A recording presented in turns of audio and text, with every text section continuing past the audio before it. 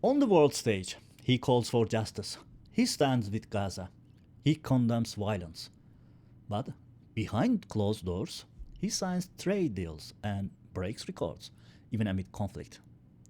This is the story of President Erdogan's conflicting stance on Israel. Not about Israel itself, but about contradiction in Turkish policy.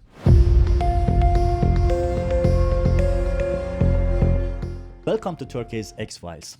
In this episode, we explore how symbolic gestures, emotional rhetorics, and quiet diplomacy have collided in Turkey's foreign policy, especially in the aftermath of the Mavi Marmara tragedy. June 9, a few days ago, aid ship Madeleine, a humanitarian vessel sailing to Gaza, being boarded by Israeli forces.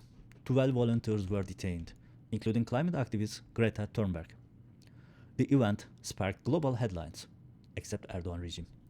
But for many, it echoed a painful memory, the Mavi Marmara. Before recalling the Mavi Marmara incident, let's refresh our memories. The year was 2008. Israel launched a massive assault on Gaza. Thousands died. Civilians faced starvation under siege. Turkish public opinion erupted in outrage.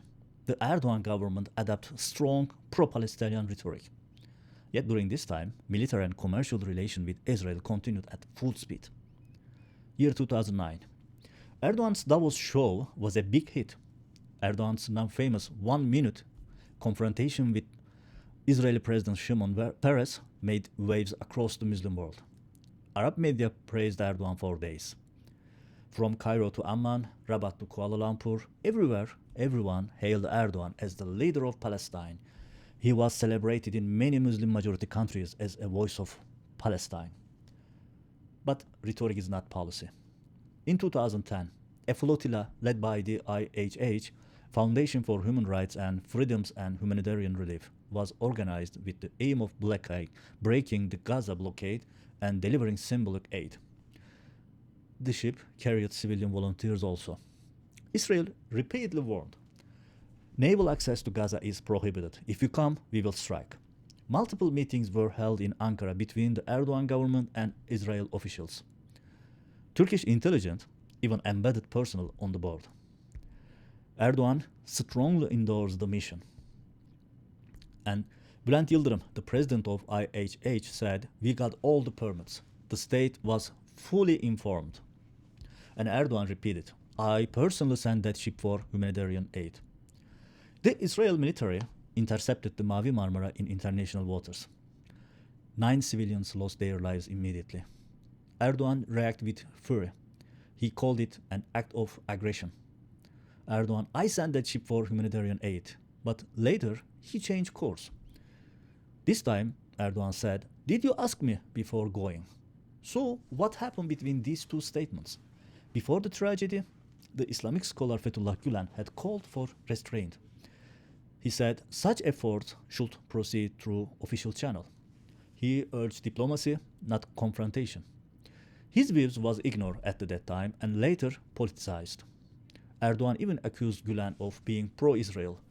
Erdogan frequently mocked and criticized Gülen's statement in public political rally, leading chants against him. After the Mavi Marmara incident, Erdogan demanded these 3 conditions: an official apology, compensation, lifting the Gaza blockade. Only the first 2 were partially met. Turkey drops all lawsuits against Israel. Yet, relations were restored.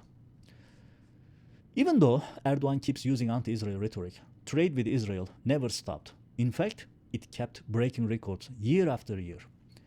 In 2023, Turkey became one of Israel's top 10 trade partners. Maritime traffic increased. Exports continued, including military-grade electronic parts. In 2023, Turkey-Israel trade reached its highest level ever, almost $10 billion. After October 7, amid ongoing conflict in Gaza, Turkish exports to Israel remained steady. Even before that, a Turkish company exported millions of liters of jet fuel, a shipment that drew domestic criticism given the timing. Even after Erdogan's declared post-October 7, we have no ties left with Israel. Turkey's exports to Israel in the first quarter of 2024 alone totaled almost $2 billion. Erdoğan's son's company leads the ship trade in Turkey. In Turkey, anti-Israeli rhetoric surfaced during the election cycle. Erdoğan accused his rivals of collaborating with Zionists, yet his own government has always maintained the deepest tie. But under his own leadership, economic ties have constantly grown. This is not an indictment of trade, nor of Israel. It's a question of consistency, transparency, and moral coherence. The Mavi Marmara was once a symbol of solidarity. Today, it's a mirror reflecting the contradiction of political leadership.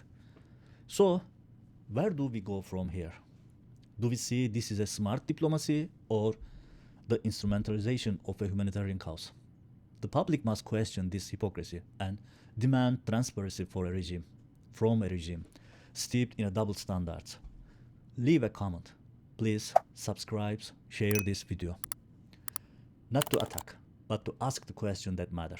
See you next time.